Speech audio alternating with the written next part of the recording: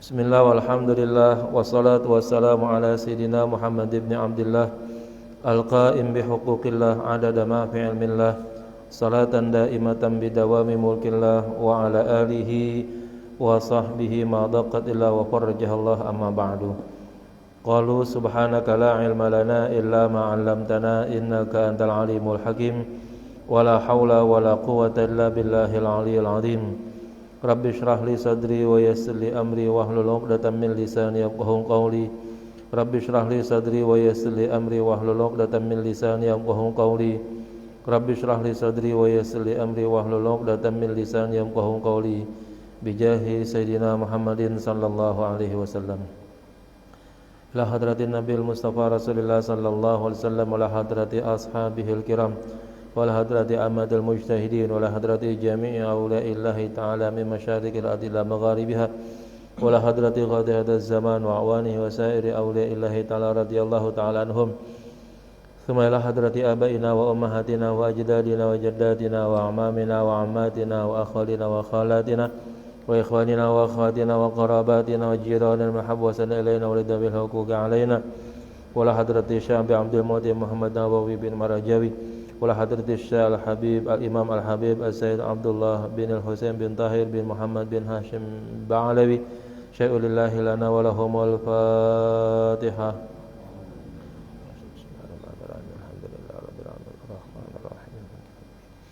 Iyyaka na'budu wa iyyaka nasta'in ihdinas siratal mustaqim siratal ladzina an'amta 'alaihim. Kita lanjut halaman 126. Bismillahirrahmanirrahim. Qala al-muallif rahimahullahu taala wa adaman naf'a bihi wa bi 'ulumihi fid darin amin. Melanjutkan rukun mandi yang berikutnya. Yang pertama kemarin adalah niat.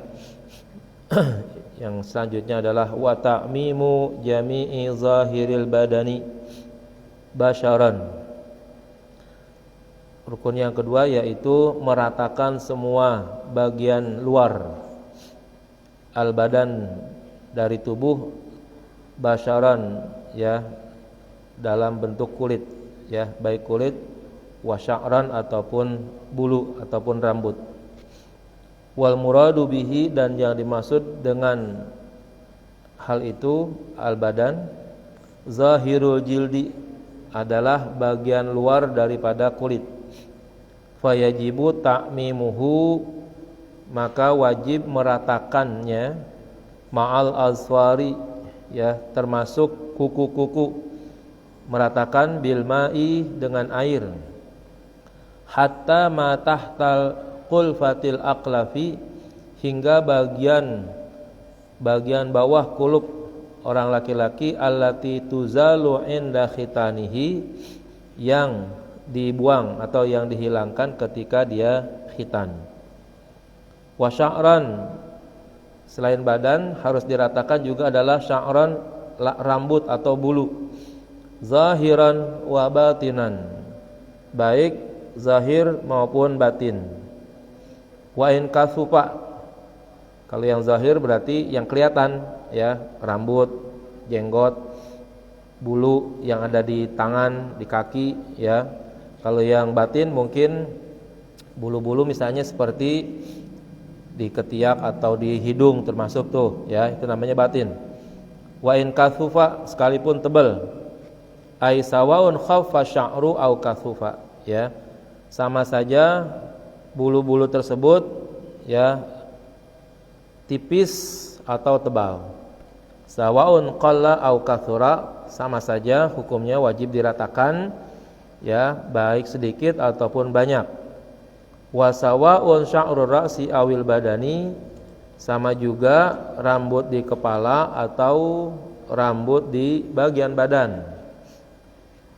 Wa sawaun usuluhu, ya, sama saja akar-akarnya, ya, pangkal-pangkalnya, au mastar salaminhu, atau yang terurai.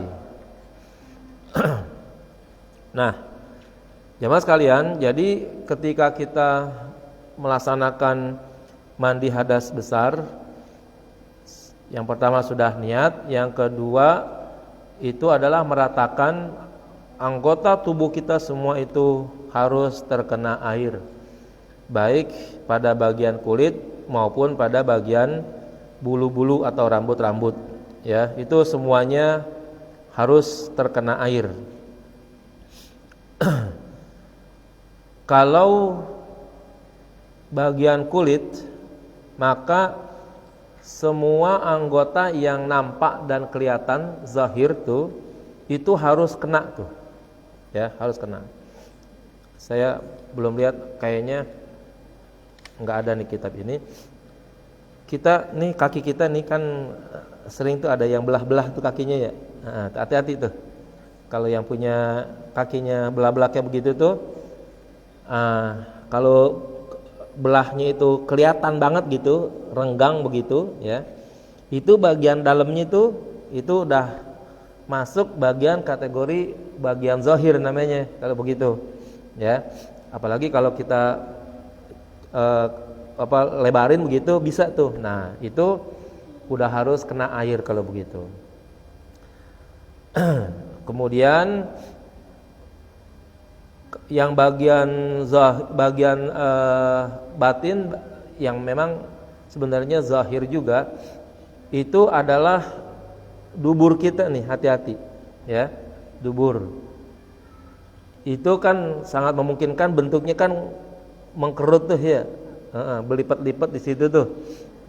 Mohon giliran kita, ya, mandi itu sampaikan air ke situ dan, ya, diupayakan dengan tangan atau dengan apa gitu, ya, bahasanya dikucek lah begitu, supaya bagian-bagian yang kerut tersebut, apakah kotorannya ataupun airnya harus sampai ke situ. Kotorannya harus hilang, airnya harus sampai ke situ, ya. Ya, pada dasarnya itu sih enggak kelihatan, tapi dia ada di bagian luar, ya. Enggak kelihatan kan karena posisinya, ya. Tapi dia termasuk, ya, bagian luar itu. Nah, itu jangan sampai tidak terkena tuh, ya, karena itu wajib yang dibasuhi.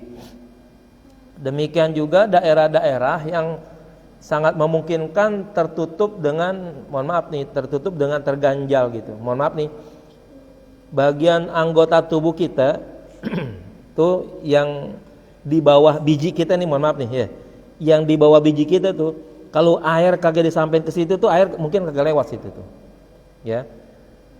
Di bawah biji kita nih yang laki-laki nih, ya. Nah, itu kan ada tuh wilayah di situ tuh. Itu kalau lewat situ air nggak negong ke bawah-bawah tuh situ tuh. Nah, itu mesti dibasuh kalau begitu, mesti diusap begitu, ya.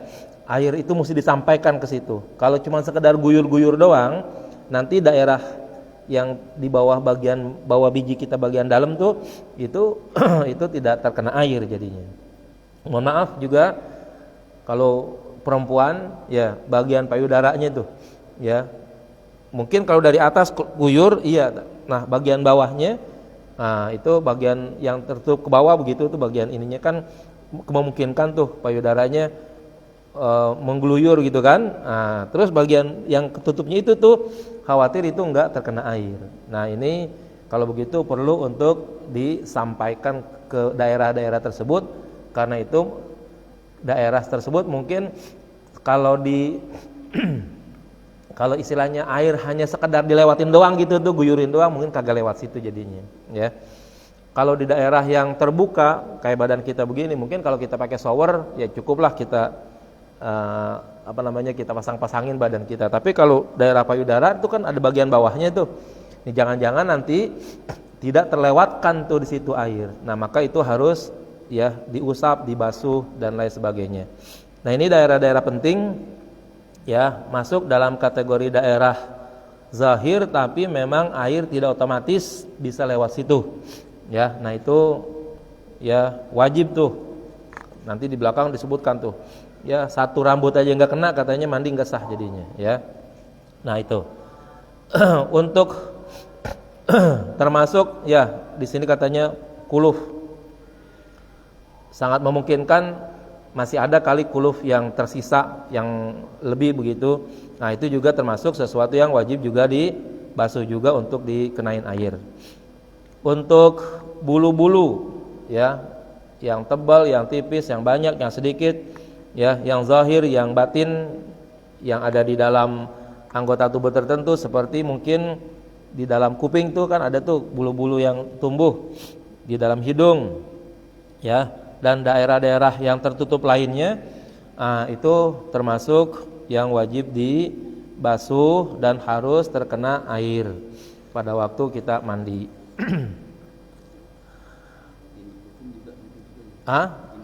Iya, termasuk ya, kalau perempuan tuh udah ada bolongannya begitu, itu katanya juga harus dibuka tuh anting-antingnya, ya. Ya buat ihtiyat dah ya, buat jaga-jaga jangan sampai itu nanti oleh syariat dianggap sebagai sesuatu yang wajib gitu. Selagi masih memungkinkan copot tuh anting-anting, copot. Kalau enggak digoyang-goyangin gitu ya. Cincin, kalau kita mandi pakai cincin ya, itu diputar-putar biar dapat pastikan air itu masuk ke daerah tersebut. Walau baqiyat sya'ratun wahidatun lam yusibhal ma'u lam yasihha ghusluhu. Andaikan katanya, sehingga kalau seandainya masih ada tersisa satu rambut yang belum terkena air, lam yasihha ghusluhu, itu tidak sah mandinya. Ya, bayangin selebar awak kalau kita bilang ya. Selebar awak udah kena satu rambut, kagak dinilai oleh syari sebagai sesuatu yang mandinya belum sah gara-gara satu tuh. Ini kan artinya kalau begitu nih, Islam dalam hal kebersihan tuh sampai segitunya gitu. Jangan dilihat sulitnya gitu. Kalau orang memandangnya kan kadang-kadang sekarang ini Islam dijadiin bahan banget buat dilecehin tuh begitu ya. Dicari-cari tuh yang susah-susahnya begitu. Itu emang dasar hatinya runyam tuh ya, hatinya udah isinya berat dah istilahnya. Jadi yang keluar juga yang jelek-jelek melulu jadinya. Kita jangan begitu. Islam begitu ketil, begitu ketat di dalam kebersihan supaya Islamnya emang bersih gitu tujuannya. Sampai satu rambut yang belum terkena air itu dinilai kotor. Sehingga orang Islam itu dianggap harus bersih itu seperti itu. Jangan sampai ada satupun rambut yang masih dinilai kotor di dalam mandi tadi itu. Kan cakep kalau begitu, ya kan? Bukan nyusahin, ya, bukan nyusahin. Kita yang namanya berinteraksi dengan orang lain sebagai manusia sosial, social being itu enggak nyaman kalau ada ya satu kekotoran yang mungkin ada pada diri kita lalu kemudian dilihat atau dirasakan oleh orang lain.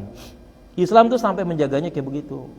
Wow, bukan Islam berat-beratin, itu gara-gara pikiran ente yang salah, jadinya akhirnya menganggapnya Islam berat. Kalau kita yang mikirnya lurus, yang mikirnya benar, Islam itu menginginkan kita bersih, ya, orang yang bergaul dengan kita merasa nyaman, ya kan, dan kebersihan itu juga menandakan bagian daripada kesehatan itu di situ, ya. Kan nilainya bagus kalau begitu, ya. Jangan dinilai dari sisi susahnya Islam mengatur mandi aja sampai segitu jelimetnya, ya kan. Nah, ini pasti otak radikal yang begitu tuh, ya kan. Udah kagak beres. Yang ngomongnya selalu anggapnya Islam adalah selalu nyusahin tuh begitu, ya. Padahal tidak. Islam membuat aturan-aturan itu tujuannya adalah untuk menjadikan manusia itu ya mendapatkan nilai yang terbaik baik pada dirinya maupun di hadapan orang lain. Fa'in qola'at, apabila satu rambut itu tercabut, wajaba ghuslu mambatiha, maka wajib membasuh tempat tumbuhnya. Ya, sampai segitunya tuh, ya kan. Kalau rambutnya kecabut, maka wajib untuk membasuh tempat tumbuhnya. Yang kayak begini nanti kalau kita mempelajari usul fikih itu ada yang disebut dengan ya yang qat'i, ada yang zanni itu, ya. Kalau daerah yang zahir, ya, yang zahir yang nampak, yang oleh diri kita atau oleh orang lain bisa melihatnya dengan jelas, itu secara qat'i wajib betul-betul diupayain air tersebut ya menyentuh atau mengena pada bagian yang zahir tadi itu secara qat'i. Tapi kalau daerah rambut ya yang sebegitu rambutnya banyak terus ada yang copot, ada yang kecabut satu. Di mana itu yang kecabut satu itu tuh? Nah, yang kayak begitu itu sifatnya adalah zonni saja. Dalam arti upaya kita untuk meratakan air di rambut tersebut, misalnya di kepala, itu tidak menjadi beban harus diteliti satu-satu gitu tuh, ya kan, rambutnya tidak. Pokoknya kalau kita basahin seluruh rambut kita secara zahir nampak sudah basah, ya sudah, kita menduga baik bahwa semua rambut kita itu sudah terkena air, itu seperti itu, ya. Ya tentu untuk bersifat hati-hati, ya kita misalnya dengan menggunakan sabun, menggunakan sampo, lalu membilasnya berulang kali dalam rangka untuk betul-betul meyakini bersih tersebut. Tapi kalau secara dugaan bahwa kita sudah meyakini saja bahwa air yang lewat di daerah kepala tersebut sudah sampai ke semua wilayah, ya, di daerah rambut tersebut, itu pun dinyatakan, ya, dianggap sudah sah seperti itu. Nah, sekali lagi, ya, yang diperketat oleh fikih itu tidak ada lain adalah dalam rangka menjaga, ya, agar tidak ada satu, ya, titik pun dalam tubuh umat Islam ada yang bernilai kotor, baik kotornya secara zahir maupun kotornya secara batin, baik nanti dalam muamalah kepada sesama manusia, tentunya lagi dalam hal muamalah kepada Allah dalam hal beribadah.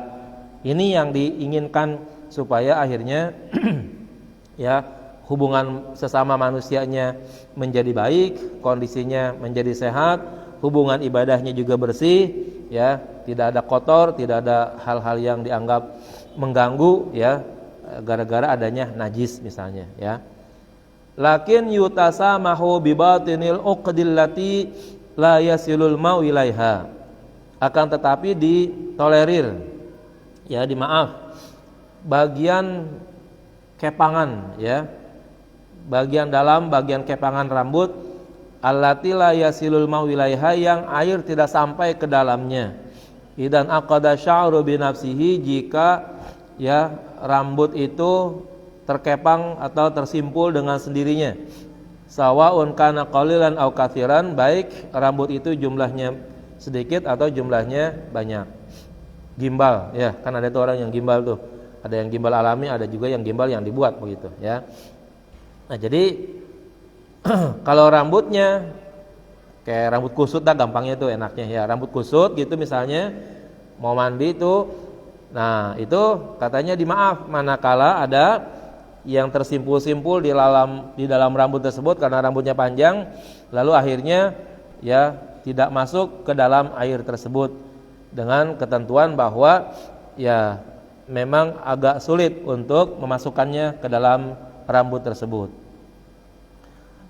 Kalau tidak salah Aisyah pernah, ya, mandi dan dia tidak membuka kepangan rambutnya gitu. Jadi udah guyur aja, tidak usah mengurai kepangan rambutnya, ya, yang panjang begitu untuk kemudian dibasahin seluruhnya. Pernah seperti itu, ada hadis yang menyatakan demikian. Jadi mandi saja sudah, ya. Nah, secara tadi dikatakan secara zanni, ya, diduga bahwa air tersebut diperkirakan sudah masuk ke daerah tersebut. Nah, itu sudah dinyatakan cukup.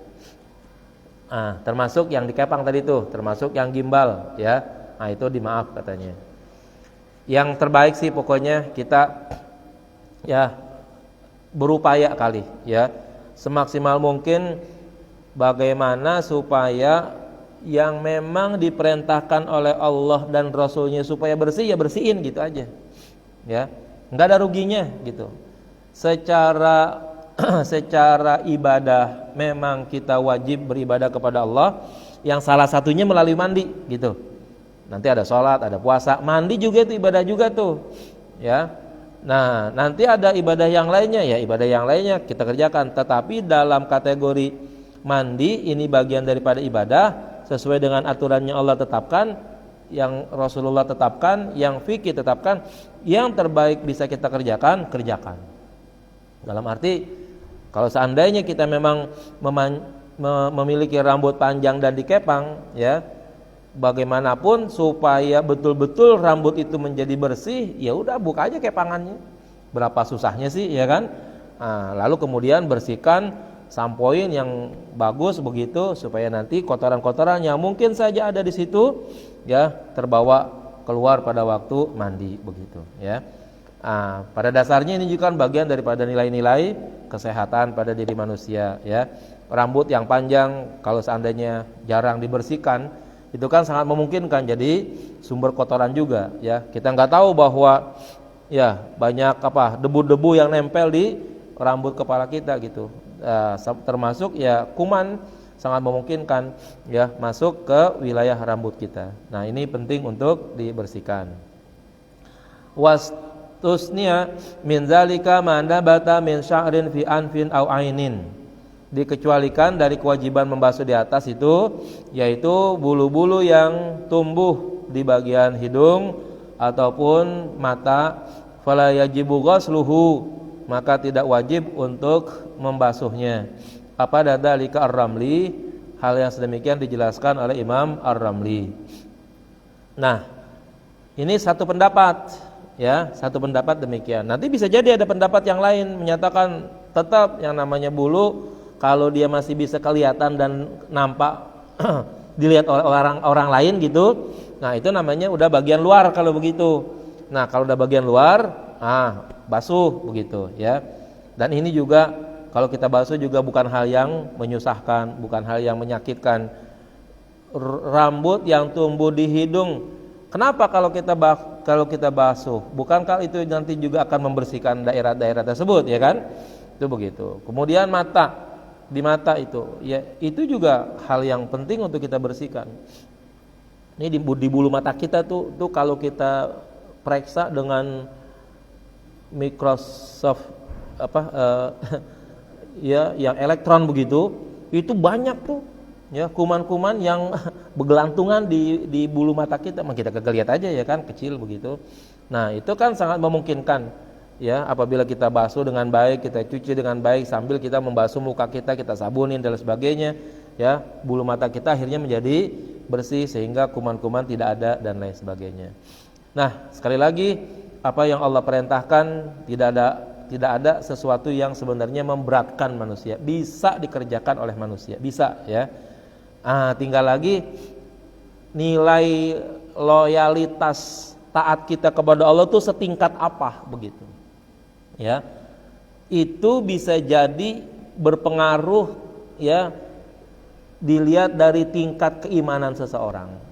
Ya, semakin tinggi orang tuh berimannya kepada Allah, dapat diyakini tingkat ketaatannya pun juga semakin tinggi juga.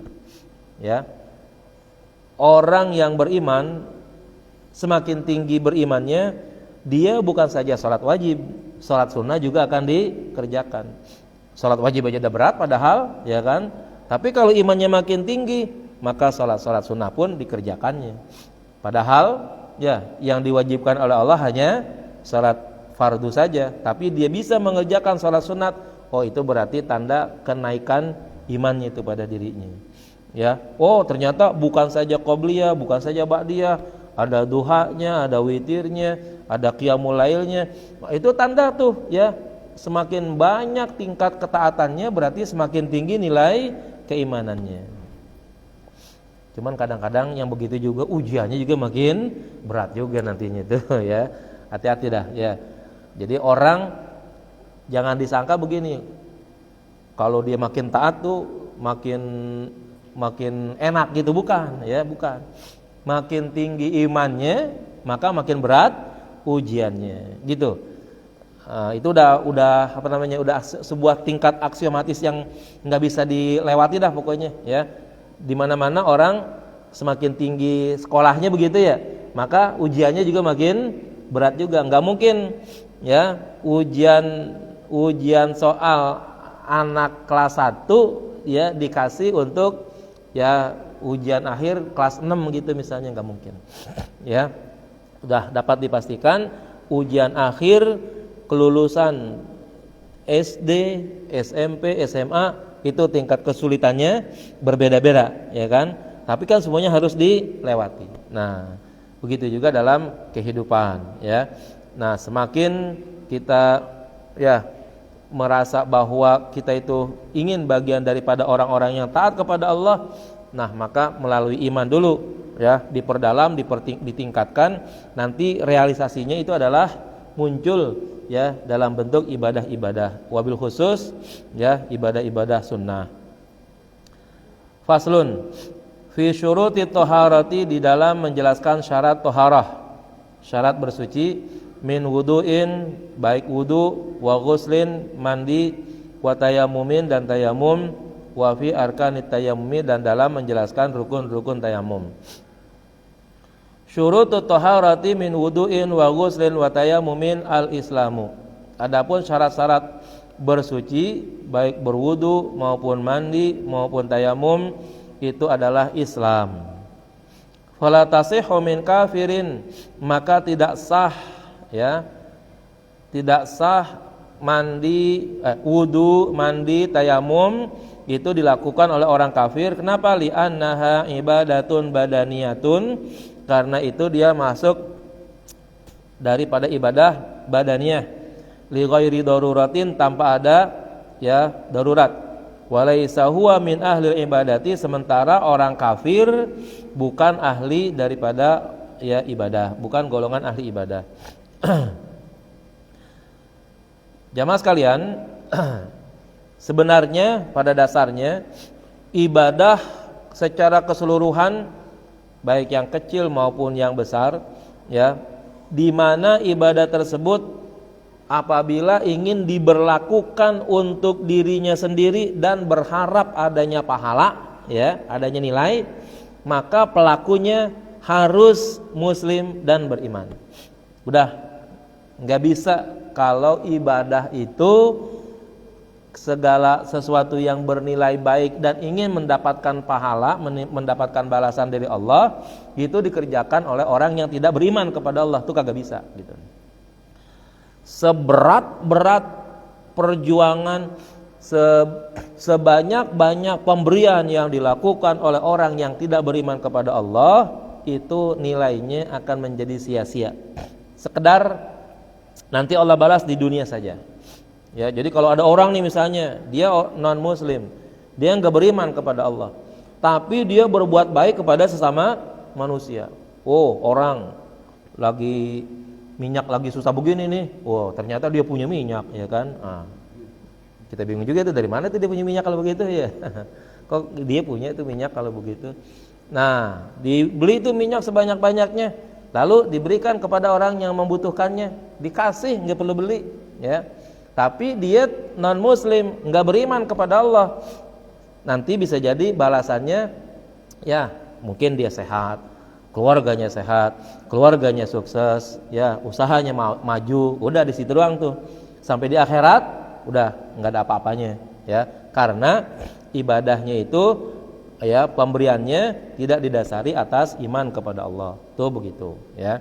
Nah, beda dengan orang yang beriman, ya, segala sesuatu yang dikerjakannya landasannya adalah iman kepada Allah. Nah, maka setiap landasannya iman kepada Allah, landasannya Islam, taat kepada Allah, itu bagian daripada ibadah, bagian daripada ketaatan. Maka Allah berkenan, ya, itu memberikan pahala bagi orang tersebut, memberikan jaza, memberikan balasan, ya. Semakin baik perbuatannya, semakin banyak perbuatannya, semakin ikhlas perbuatannya, oh semakin baik, ya, balasan yang Allah berikan, ya, begitu. Jadi jangan lupa, semua ibadah itu dipersyaratkan harus Islam dan iman. Di luar itu nggak bisa diterima, ya, di dalam ajaran agama Islam. Apapun pokoknya, ya, Anda silakan saja mau bicara, oh kalau gitu Tuhan nggak adil, silakan saja, ya kan, terserah. Yang penting Allah telah mempersyaratkan, ya, setiap perilaku baik, ibadah, pengabdian, ya, yang memang ditujukan kepada Allah dan Anda ingin mendapatkan balasannya, Anda harus percaya dulu kepada Allah, ya, masuk dulu ke dalam agama Islam. Itu aja, sekedar itu, ya. Kalau nggak mau ya udah terserah, ya kan? Berarti Anda memilih jalur yang lain kalau begitu, ya. Jadi syahadat sebagai pintu masuk ke dalam agama Islam, sebagai pintu keimanan, itu menjadi penting, ya. Sama seperti ya bagian personalia dalam kepegawaian, kira-kira begitu, ya. Dalam sebuah perusahaan tuh personalia tuh penting banget untuk mencatat nama-nama semua pegawai yang masuk ke situ tuh, ya. Maka siapapun yang sudah mendaftar pasti ada nama-namanya di sana, ya. Nanti administrasi segala macam ada di situ misalnya, ya. Nah, aturan-aturan kerja disiapin, kerja dari jam berapa sampai jam berapa, ada lembur sampai jam berapa begitu. Yang hariannya berapa, lemburnya berapa. Udah ada semua aturan-aturan dalam sebuah perusahaan tersebut. Tapi yang pengen mendapatkan gaji yang kerja di situ dipersyaratkan daftar dulu gitu. Ya, daftar, memenuhi persyaratan, daftarnya itu kualifikasi sesuai dengan yang diminta oleh perusahaan tersebut, masuk. Udah, silakan kerja, lakukan yang diatur, nanti setiap bulan akan ada gajinya. Tuh begitu, ya. Tapi kalau ada perusahaan besar, hebat segala macam, Anda masuk aja ke situ, ya. Emang di situ mungkin pintunya terbuka bebas kali, ya. Siapapun yang masuk bisa, udah kerja aja di situ. Keringetan, ya, sesuai dengan jam kerja, lembur ikut lembur, tapi nggak pernah mendaftarkan diri di perusahaan tersebut. Giliran 1 bulan berikutnya orang dapat gaji, kita yang kerja di situ tanpa ada daftarnya, yang nggak dapat apa-apa di situ, ya kan?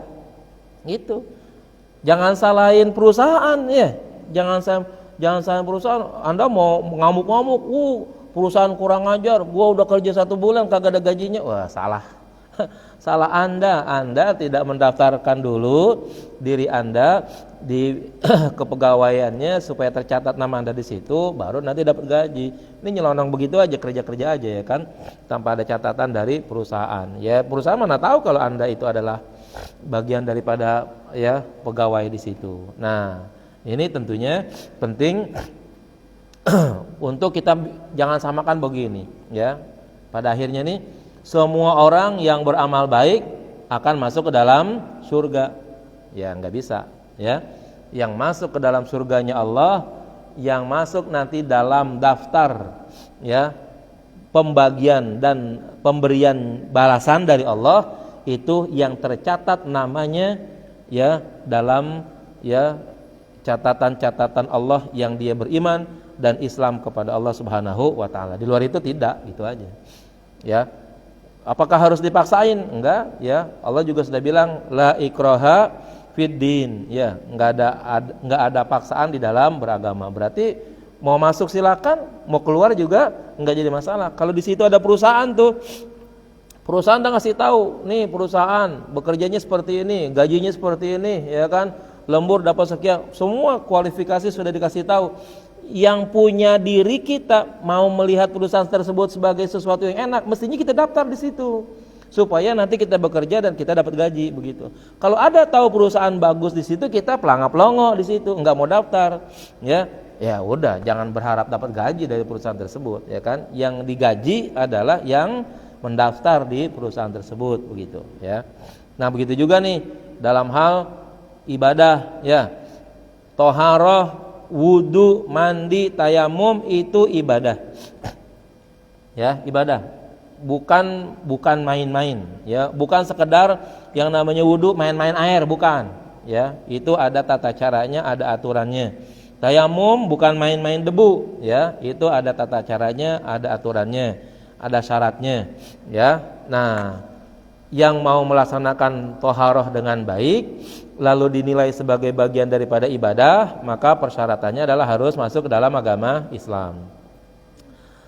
Fa kharaja bidzalika niyatul kafiri fi zakatil fitri. Keluar daripada di atas, ya, peraturan di atas, niat atau masuk Islam, niatnya orang kafir, ya, fi zakatil fitri, pada zakat fitrah, an-nahwi 'abdihi, untuk hambanya. Fa innaha tasihu, maka niat tersebut menjadi sah, minhu, daripada orang kafir tersebut, li anna zakata ibadatun maliyatun, Karena zakat itu adalah ibadah maliyah, ya, bukan ibadah badaniyah. Tapi ingat, zakatnya sah bagi budaknya, ya, bukan bagi si kafirnya, ya. Ini kan katanya orang kafir punya pembantu misalnya, orang kafir punya budak, dia yang biayain, nah zakatnya itu dia yang ngasih gitu.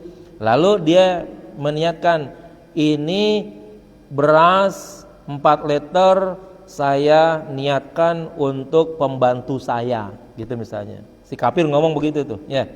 Ya. Itu nanti pahalanya buat siapa tuh?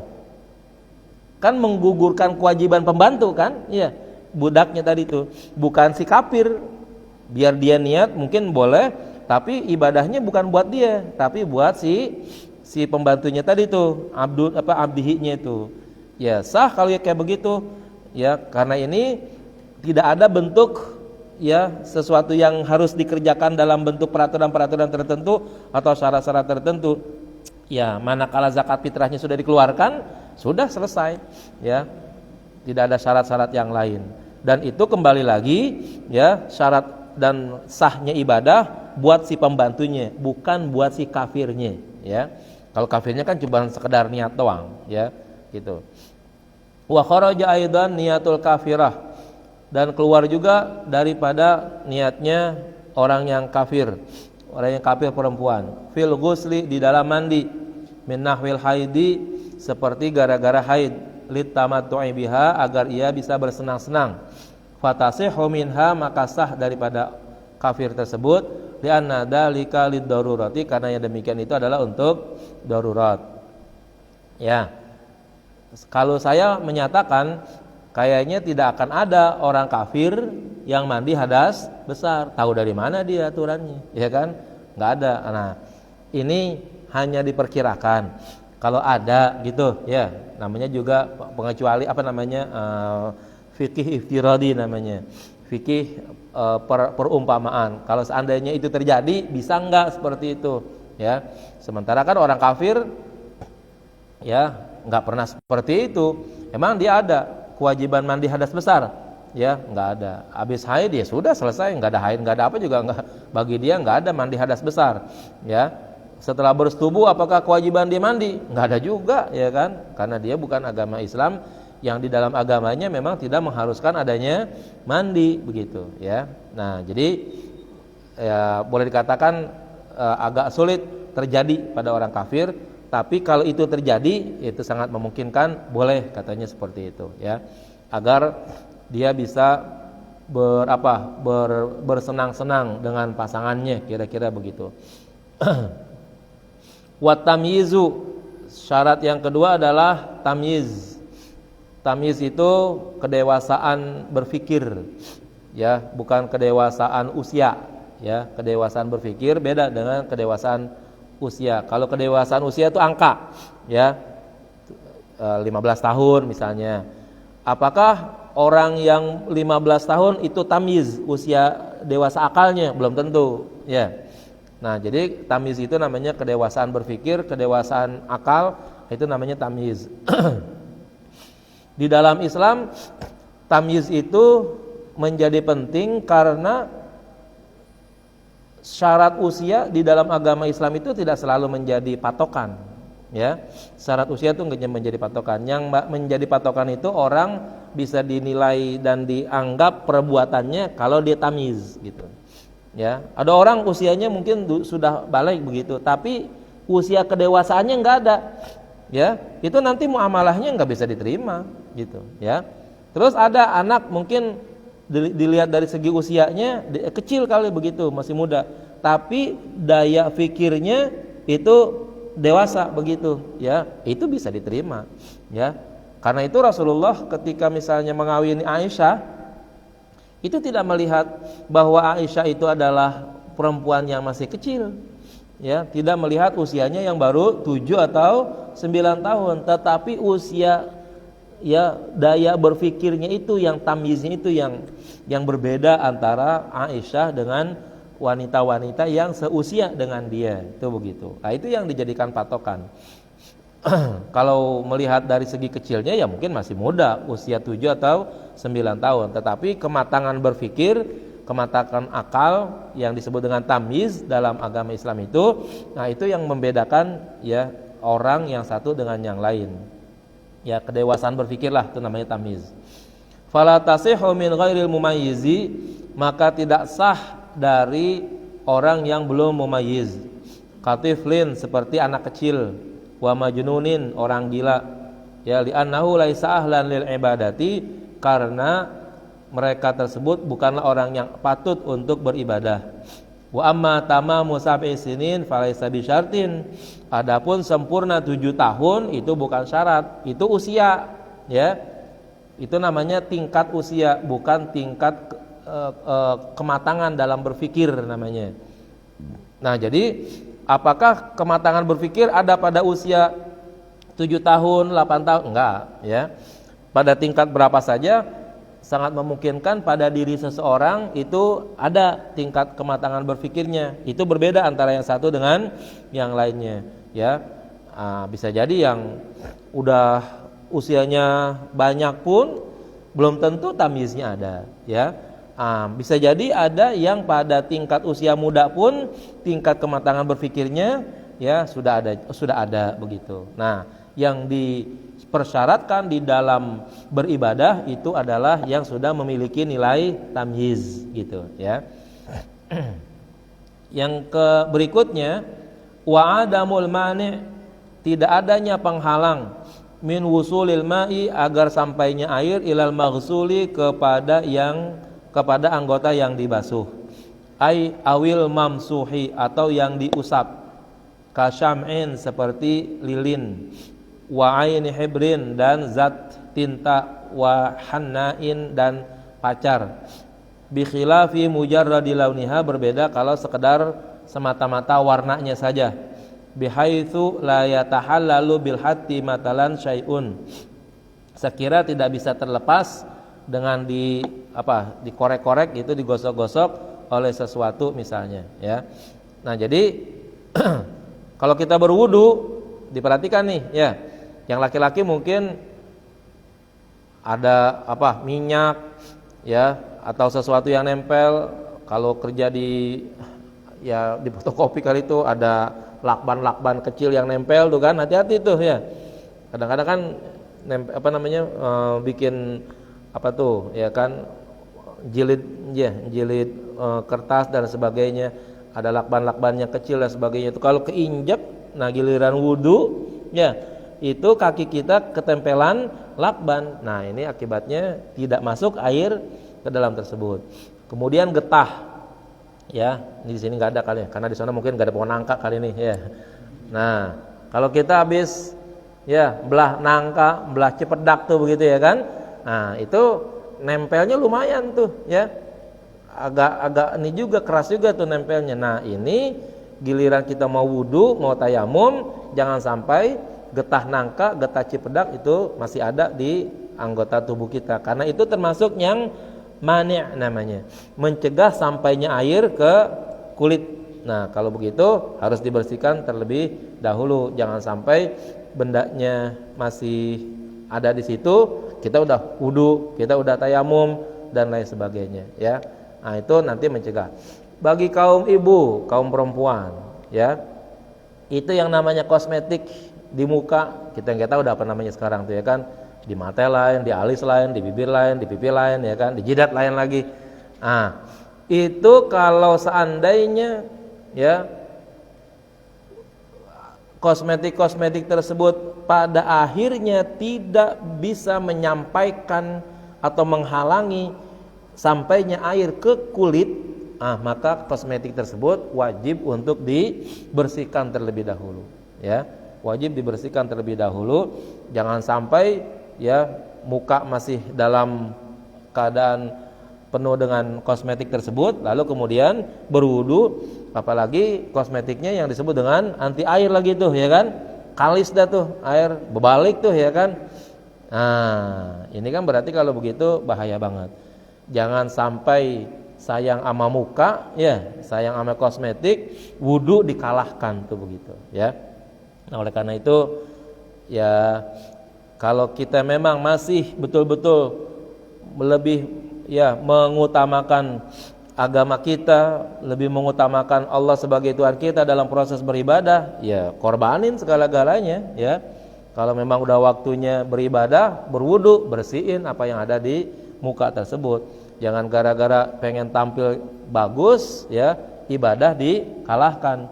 Padahal tampilan kita kan cuma sebentar doang ya, enggak begitu lama. Sementara ibadah yang kita kerjakan itu menjadi ya nilai yang berarti dan berkepanjangan ya sampai di akhirat nanti. Wallahu a'lam bishawab. Al-Fatihah.